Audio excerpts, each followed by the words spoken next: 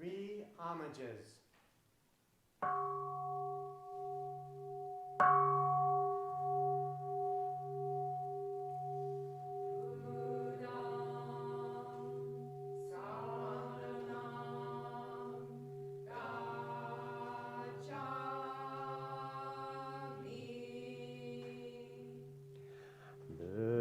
Buddham saranam gacchami.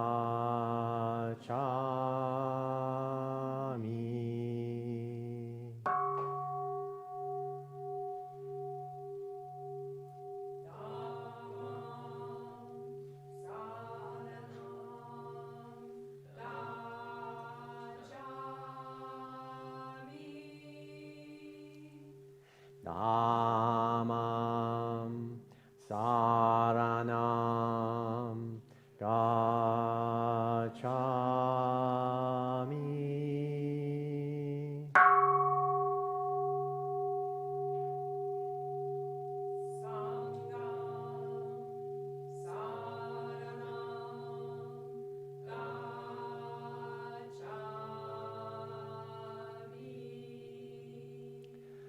Sangham saranam gacchami.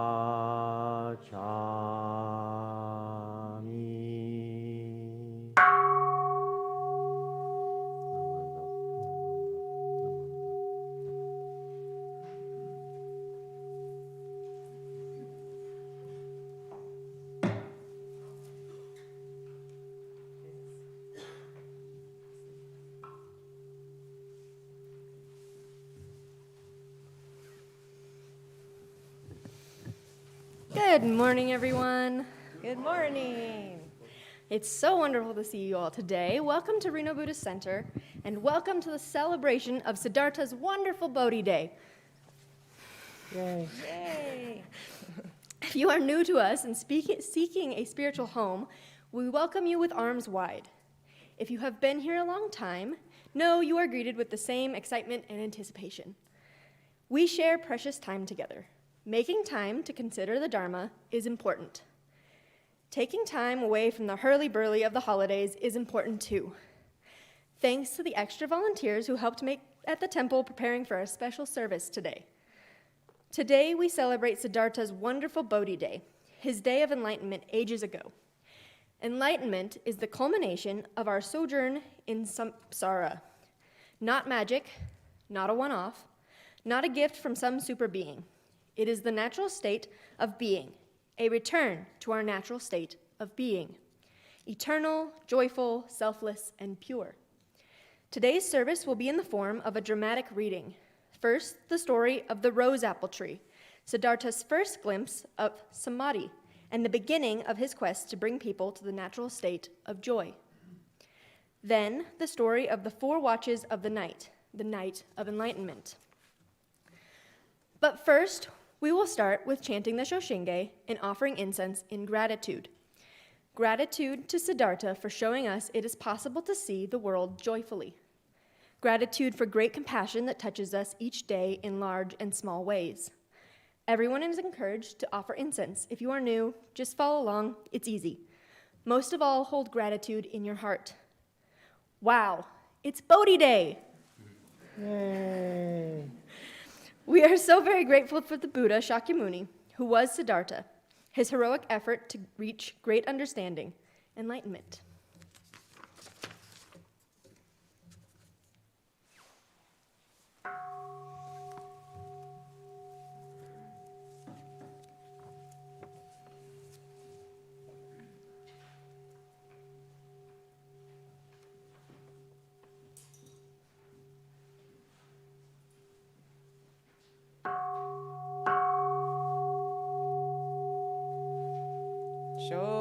Shoshinge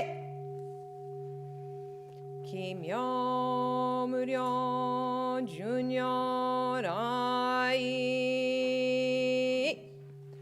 Namu Fukashigi Ko Hozo Bosai Niji Zai Seiji Zai Obusho Token Shobu Jodo In 国土人伝自然幕コンルム上首相願長法慶右大偶勢五公私有死小樹十世名称文字法不法無量無変更無下無体公園の少女歓喜知恵子普段難知無償子超日が交渉人生一切群上無交渉本願名号少女語死心信用願に因上等学書大涅槃非死滅道願成就如来所意公主世唯世弥陀本願会五辱悪事群上会方針如来両実言の法一年喜愛心法願本の特涅槃本性逆法再永入入手侵入会一味聖主信仰上昇後意の水波無明暗頓内心臓死運無上不信じ信人天非尿に幸福運無運無死下妙無暗逆心謙虚大狂気即を超税後悪手一切全幕本部人門心如来偶勢願仏言広大小芸者税人名踏んだりけ弥陀部本元年部邪見教魔なく修上信行十字人に難中死な昔インド祭天子論芸中華自治一期思想現代諸公聖書意妙如来本税大き釈迦如来ヨガ戦一種五妙難天軸流樹大事出頭世出の財波有無権先世大乗無情報召喚議事小安楽賢治難行六六信行異行指導楽億年弥陀部本願次年即時入筆上唯の上昇如来語王法大悲偶勢音天神菩薩増論世奇妙無下根如来永主ただ謙信寺高専老長大聖願こういう本願力栄光移動群上小維心記入功徳大崩壊筆脈入大永主主特使蓮華造世界即小信用法小心有本の人間人図入賞寺音寺王下本寺動乱両天使上皇乱書菩薩来三蔵ルシ十上教本書専業喜楽法天神菩薩論中下報道因果見世願方言栄光有他力少女死因唯心人惑前本部新人法承知承知即涅槃非死無量光明道小雨修上開復系同社継承道南書有名浄土活入万全自力変言中円満特語感染症三風三神軽音言増魔法明道非因一生増惑地偶税死安妖怪称名化全道独名無所意公愛上三両逆惑公明明語見因縁介入本願大智慧行者小樹金剛心狂気一年総合用意大東逆三人即所法所四上楽現心公開一大教変気安養官二祭先祖出身反戦人法家二道小弁流極十悪人唯勝負外悪罪非正集中煩悩証言随不見大非無見上昇が本次元空用仏教連民全幕本部人新宗教書後編集戦弱本願具悪性現来生じ臨伝芸慶地義上位昇し即入弱上無意楽一心寺に納入不教大自修士と上妻無変極辱悪同族自主具道心唯過心し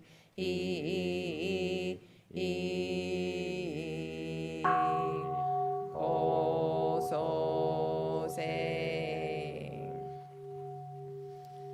ナムアミダアム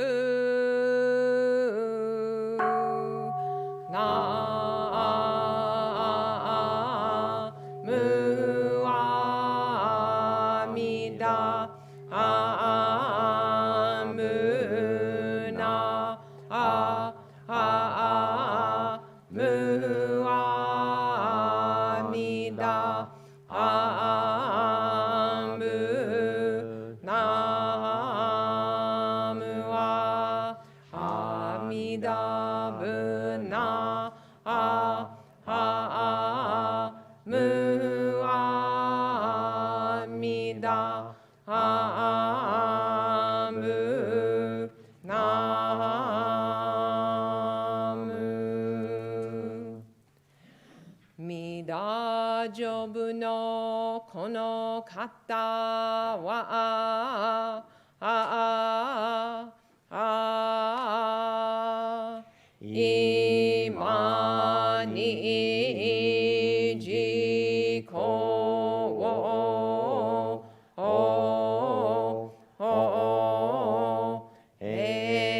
たまえりほしのこ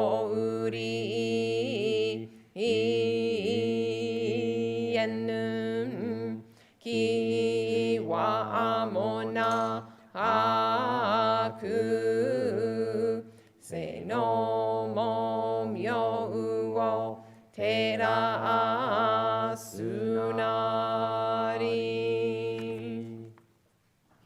ナムアミダハンブナ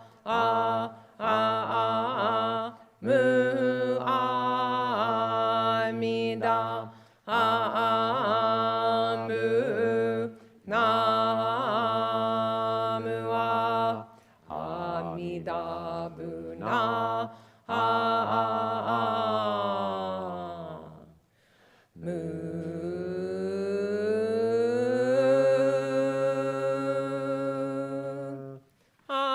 ミダブナムアアミダブナムアアミダブナムアアミダアムナムアアミダブナム枝の降臨気はもなし高速かむるものはみな有無を離ると述べたも平等確に奇妙せよ栄光何にしくど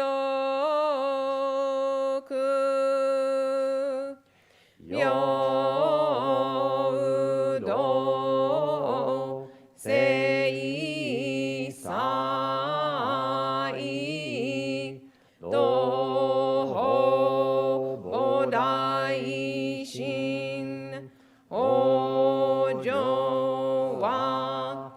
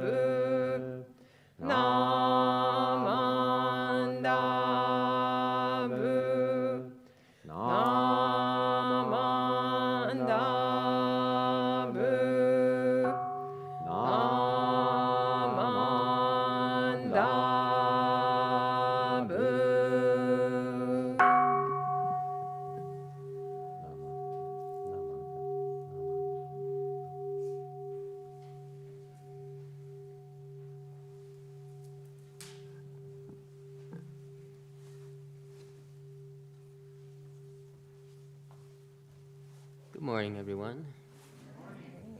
So today we will read two traditional stories of the Buddha's life.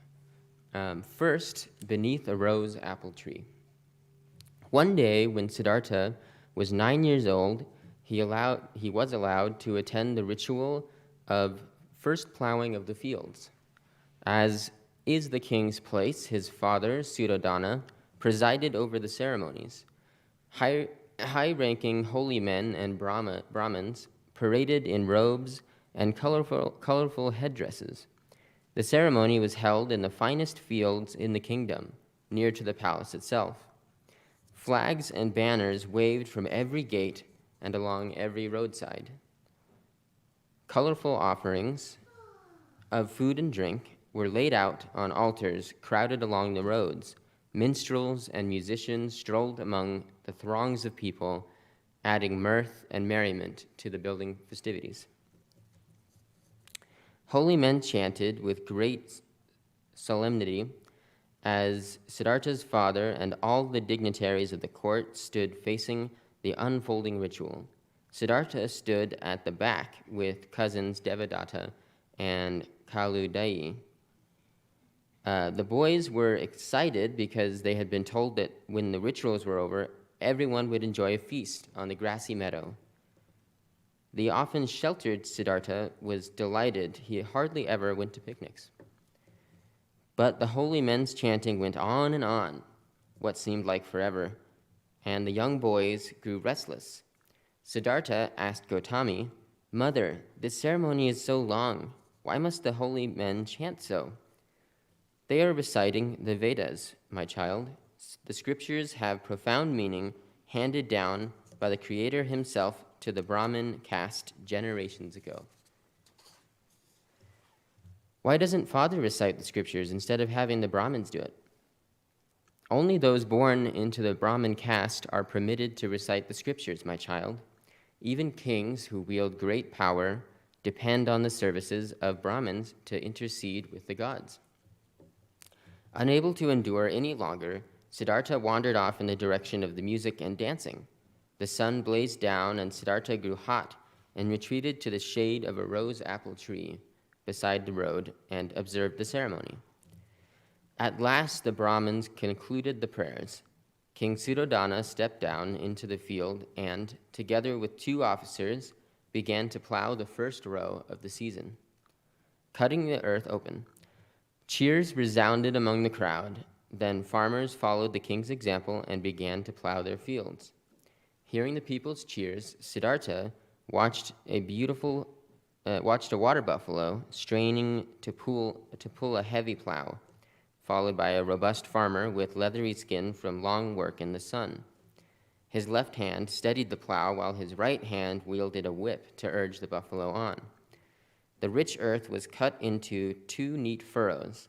As the plow turned the earth, Siddhartha noticed that the bodies of worms and other small creatures were being cut as well. As the worms squirmed on the ground, they were spotted by sparrows who flew up and down and gobbled them up. Then a hawk swooped down and captured a sparrow in its talons. Utterly absorbed in these events, sitting under the rose apple tree, Siddhartha had just witnessed so many things strange and unknown to him. He sat on a large stone. He folded his legs to rest on its cool surface. He sat upright to gather his breath, his hands on his lap. With eyes lowered, Siddhartha reflected on the scene that had transpired in the field. He sat detached from noises of the picnic celebration around him. After sitting quietly for a while, Siddhartha noticed that thoughts subsided. He experienced calm and clear awareness from within. He recognized what the man, the water buffalo, the sparrows, and the worms had in common. Each of them was tied to the conditions of its life. A worm was tied to the condition that it was a food source for the sparrows. The sparrow was bound as prey to the hawk. The water buffalo had to live in captivity and work for its master, and the farmer was tied to the land and the seasons. Siddhartha looked even deeper. He saw that life conditions brought fear and pain at times, and enjoyment at others. In one moment, the sparrow was enjoying a worm, but in the next moment, it was food for the hawk. Still more deeply, Siddhartha observed that these conditions differed for each one. Some animals enjoyed more freedom and safety. The peacocks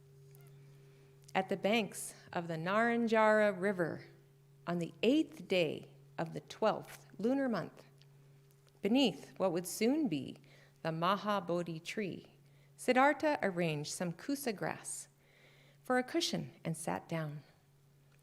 In his heart, he knew that his year of solitary meditation would soon enter a new phase. He remembered that very first meditation when he was just 9 years old under the rose apple tree. He remembered his great vow to end the suffering of all beings. As the sun was setting, Siddhartha sat under the magnificent tree and refocused his vow. Until I find an end to misery and suffering of living beings, I will not rise from this place. Then Siddhartha applied his formidable powers of concentration and looked deeply at his physical form. He saw that each cell of his body was like a drop of water in an endlessly flowing river of birth, existence, and death. He searched but could not find anything that remained unchanged, anything that could be called a separate self. Intermingled with the river of the body was the river of feelings. Every feeling was a drop of water. These drops also jostled with one another in a process of birth, existence, and death. Some feelings were pleasant, unpleasant, and neutral. But all of his feelings were impermanent. They appeared and disappeared just like the cells of his body. With his greater insight, Siddhartha explored the river of perceptions, which flowed alongside the rivers of body and feelings. The drops in the river of perceptions intermingled and influenced each other in their process of birth, existence, and death. If perceptions were accurate, reality revealed itself with ease. If perceptions were erroneous, reality was obscured. Siddhartha next shined the light of awareness on the mental formations that were the sources of suffering: fear, anger, hatred, arrogance, jealousy, greed, and ignorance. In the dark of night, mindful awareness blazed in him like a bright sun, and he used that sun of awareness to illuminate the nature of all of these negative mental states. He saw that they all arose due to ignorance. They were the opposite of mindfulness. They were darkness, the absence of light. He saw the key to liberation, to break through ignorance and to enter deeply into the heart of reality, experiencing it directly, knowing not with intellect, but the just knowing of direct experience. In the past, Siddhartha had searched for ways to vanquish fear, anger, and greed by purification.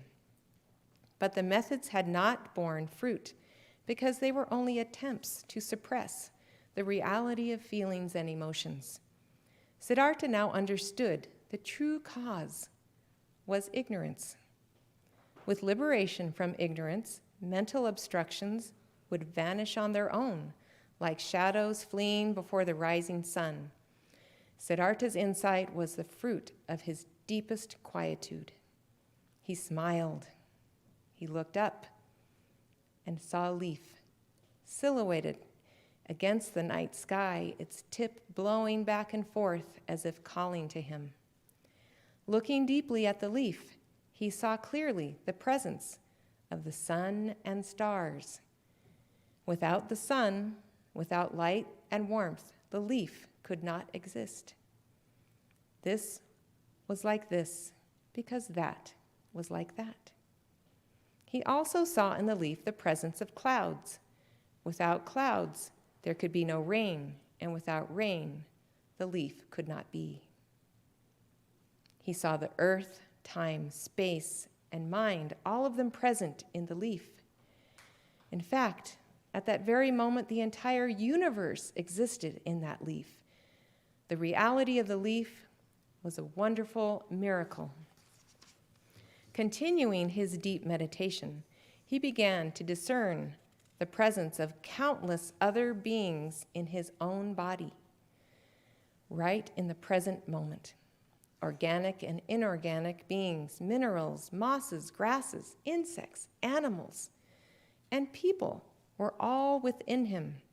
He saw that other beings were also himself in that moment. He saw his own past lives and so many births and deaths. He felt all the joys and sorrows of every living being, those born of mothers, born of eggs, born of moisture, those born by transformation. He saw that every cell of his body spanned the 3 times, the past, the present, and the future. It was the hour of the first watch of the night. Siddhartha went more deeply into meditation. He saw how countless world systems arose and fell, were created and destroyed. He saw how countless beings passed through countless births and deaths. He saw that these births and deaths were but outward appearances and not true reality, just as millions of waves rise and fall incessantly on the surface of the sea, while the sea itself is beyond birth and death. If the waves understood that they themselves were water, they would transcend birth and death and arrive at true inner peace, overcoming all fear. This realization enabled Siddhartha to transcend birth and death, and he just smiled. His smile was like a flower blossoming in the deep night, which radiated a halo of light. It was the smile of a wondrous understanding, the insight into the destruction of all confusion. He attained this level of understanding by the second watch of the night. Thank you.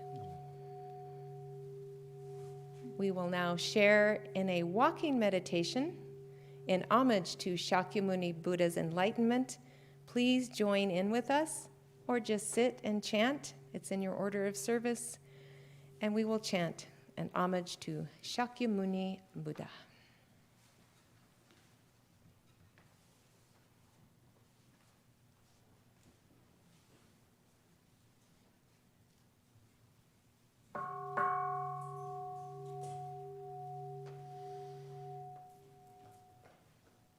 Om Muni Muni Maha Muni Shakyamunaya Soha. Om Muni Muni Maha Muni Shakyamunaya Soha. Om Muni Muni Maha Muni Shakyamunaya Soha. Om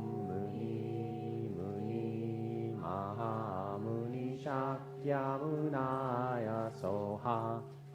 Om Muni Muni Maha Muni Shakyamunaya Soha.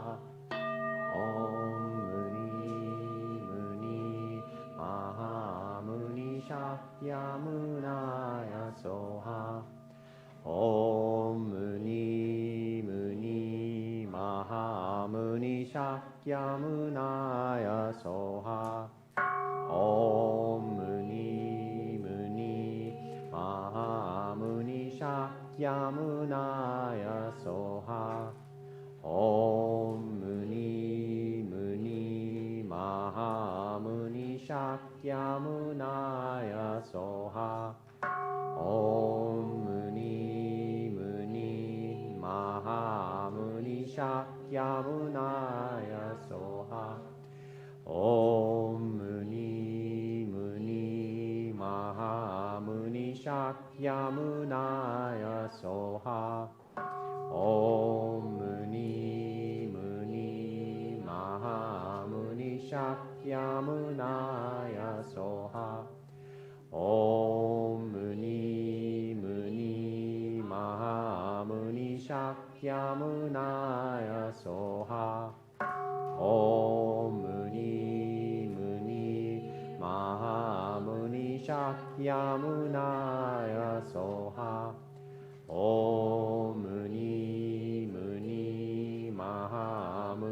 Shakyamunaya Soha.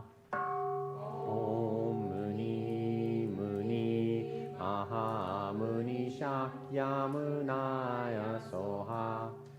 Om Muni Muni Mahamuni Shakyamunaya Soha.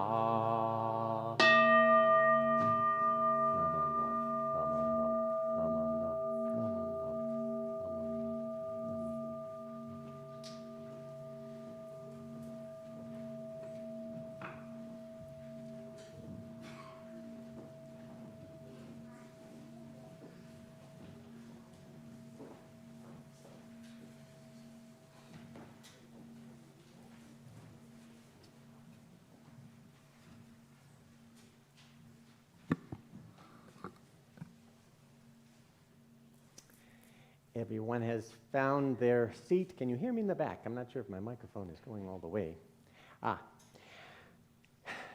So we continue the story of Siddhartha. Ooh, that's too much. A little too much ring in the sound thing. Yeah, just down a tiny bit. Siddhartha there, sitting beneath the enlightenment tree, as the third watch of the night begins. At just that moment, thunder crashed, and great bolts of lightning flashed across the sky, as if to rip the heavens in two. Roiling black clouds concealed the moon and stars. Rain poured down. Siddhartha was soaking wet, but he did not move. He continued his meditation. Without wavering, he shined his light of awareness on mind. He saw that living beings suffer because of not understanding that they share a common ground with all beings. Ignorance gives rise to countless sorrows, confusions, troubles, greed, anger, ignorance, doubt, jealousy, and fear, all rooted in ignorance. When he calmed his mind and looked deeply at the true nature of things, he arrived at full understanding, dissolving every sorrow and anxiety, giving rise to acceptance and love. Siddhartha now saw that understanding and love are one. Without understanding, there can be no love. Understanding gives rise to compassion and love, which in turn gives rise to skillful action. To love, we must first understand. So understanding is the key to liberation. Life is illuminated by right understanding, right thought, speech, action, livelihood, right effort, right mindfulness, and right quietude. Siddhartha called this the noble path, the Arya Marga. Looking deeply into the heart of all beings, Siddhartha experienced insight into everyone's minds, no matter where or when they were, and he was able to hear everyone's cries of both suffering and joy. He attained to the state of divine sight, divine hearing, and the ability to travel across all distances as easily as a man would extend his arm. The thunder quieted, the clouds rolled back to reveal the bright moon and stars. It was now the end of the third watch. Siddhartha felt released from a prison which had confined him for thousands of lifetimes. Ignorance had been the jailer. Because of ignorance, his mind had been obscured, just like the moon and stars had been hidden by the storm clouds, clouded by endless waves of self-delusion.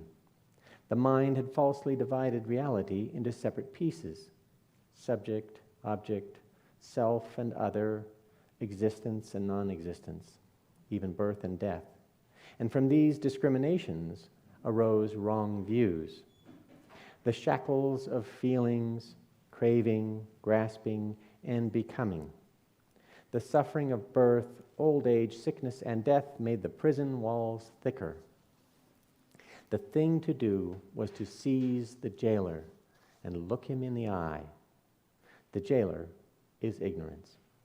And the means to overcome ignorance is the Noble Eightfold Path. Once the jailer is gone, the prison will disappear. never to be rebuilt. Siddhartha smiled, and he whispered to himself, "Oh, jailer, I see you now. How many lifetimes have you confined me in this prison of birth and death? But now I see you clearly. And from now on, you will build no more walls around me." Looking up, Siddhartha saw the morning star appear on the horizon, twinkling like a celestial diamond. He had seen this star so many times before while sitting beneath the Bodhi tree, but this morning it was like seeing it for the very first time. It was as dazzling as the jubilant smile of enlightenment. Siddhartha gazed out at the star and exclaimed out of deep compassion, "All beings have the seeds of enlightenment inside, and yet we drown, deluded in the ocean of births and death for so many thousands of lifetimes." Siddhartha knew he had found the great natural way. He had attained his goal, and now his heart experienced perfect peace and ease. He thought about his years of searching, filled with disappointments and hardships. He thought of his father, birth mother Maya, life mother Gautami, wife Yasodhara, and their son Rahula. He thought of the palace in Kapilavastu, his people and his country, and all those who lived with hardship and poverty. He promised to find a way to share his discovery to help all people liberate themselves from suffering. Out of his deep insight emerged a profound love of all beings. Along the grassy riverbank, colorful flowers opened in the dawning light. Sunlight danced on leaves and sparkled on water. His suffering was gone. The wonders of life revealed. Everything appeared vibrant and new. How wondrous the blue skies and the drifting white clouds. It is said that Siddhartha looked very different in the light of that day, as if he were a star, like a lotus newly blossomed, like the moon over the peak of Gayasisa. He was enlightened.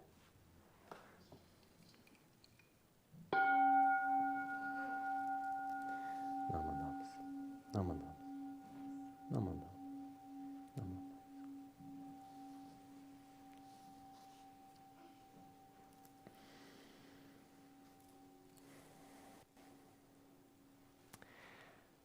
Well, we thought we would share the whole story, and we have done that. So that's an accomplishment for all of us today. It is an exciting moment. We are going to have our new member ceremony. We are have deep gratitude to share this ceremony. It's the last part of our service. Let me just start over. It is with deep gratitude that we will now have the new member ceremony. This is a semi-annual ceremony, usually held on an important Buddhist holiday like the Buddha's birthday or Enlightenment Day. Here we formally welcome new members into our community. But you can become a member at any time. Just sign up in the office. Excuse me. As I will call your name, will you please walk up to the front of the hondo and receive your nenju and a name tag, then bow gasho to Reverend Shelley, who will be standing over there, and you will receive a kesa, and then stay up here facing the members until all the new members have come to the front.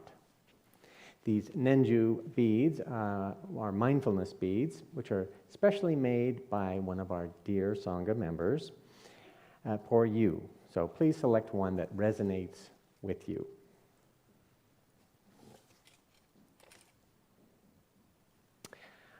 I would like to call Priscilla Escalera and Melissa Irene Runez and Braden Jewell, just come here and then find your name tag and select a Nenju. Yeah. And I would open, if you have a feeling that you'd like to become a member today, this is a good day to do it, so you're welcome to come up. Well, then you can close your eyes and just go. Okay. If you feel the urge and there isn't a name tag for you, that's fine. Just select a Nenju in there.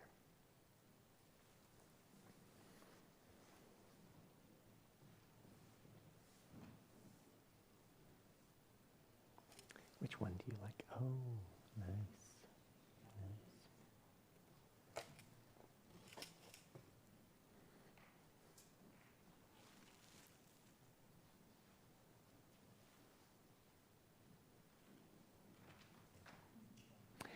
We would like to... Anyone else? As we say in the pub, last call. So come here and select a Nenju that speaks to you, and then take one of those slips of paper. I may have forgotten to encourage others to select it. The first one that jumps out at you is the best one to go for, but there you go. Okay. Yeah, just one of those, because we'll chant that together. Welcome. Mm-hmm. Hello. Hi. There we go. Mm-hmm. Very nice. Mm-hmm.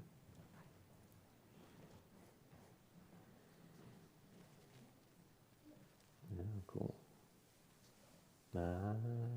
Trepidation. That's okay. Hello.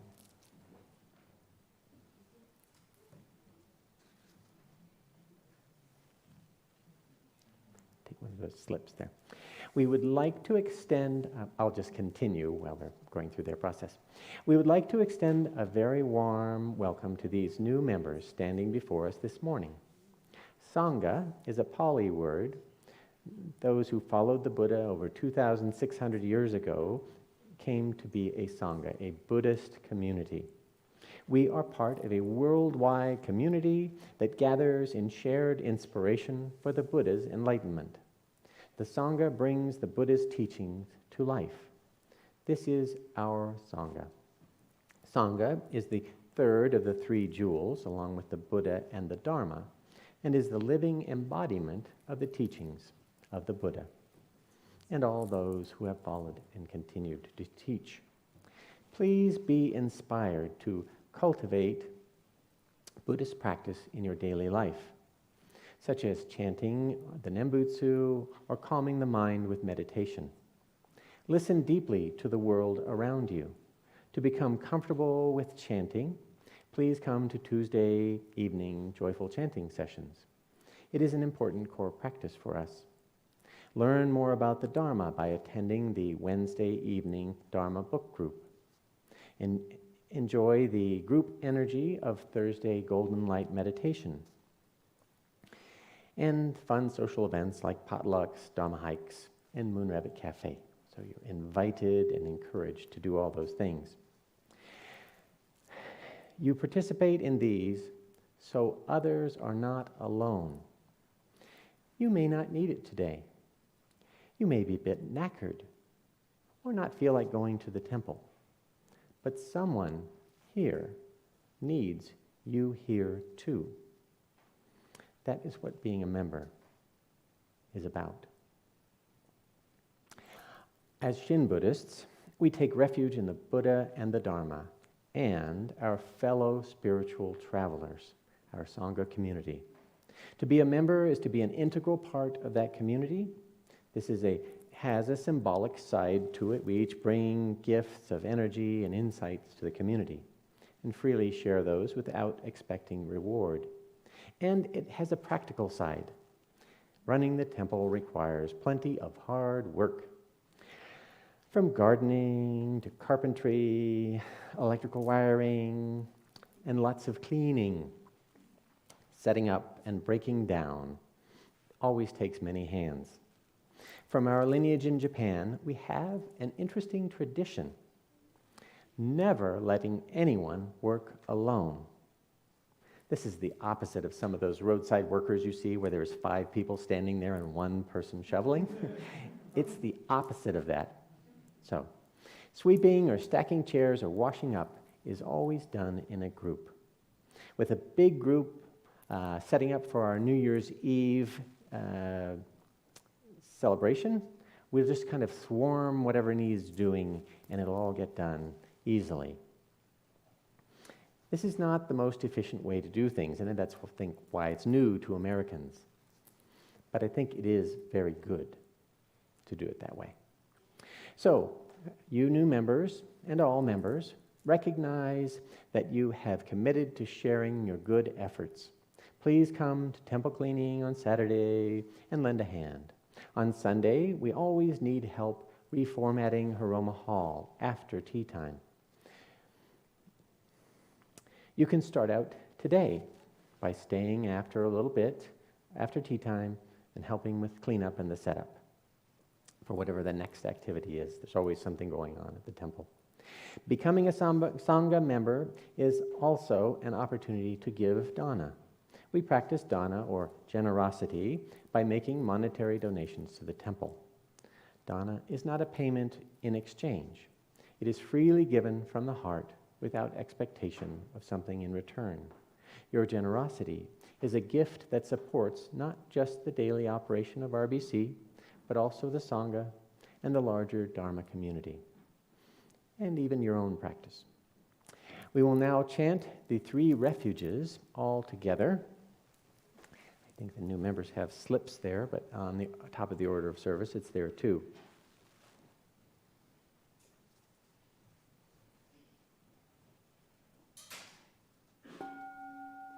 We'll just do the all-together way. Buddham saranam gacchami.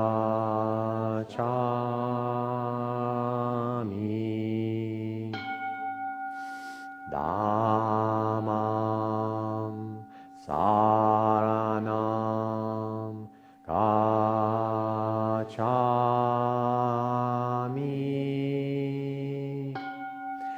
Sangham saranam gacchami.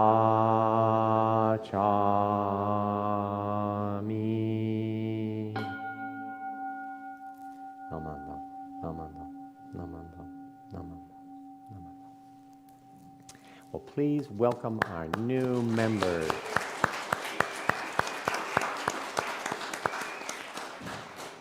Probably easier to stay where we are. And in closing today, all the Buddhas have just one wish for all of us, caught in the whirlwind we call samsara.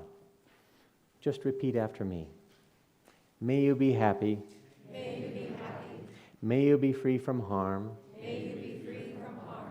May you receive boundless compassion. May you receive boundless compassion. And may peace and harmony fill your heart. May peace and harmony fill your hearts. Namanda, namanda, namanda. We usually, if you could find your seat again, we always finish the service by singing our Reno Buddhist Center theme song, selected by Reverend Alicia, selected from the movie How the West Was Won, but there's a whole story there, and I'm sure I'll do that Dharma talk someday. Okay, so in the back of your order of your service book on page 49 is that song. If you would rise with the song in your hand, unless you've memorized it, and Masako will play for us.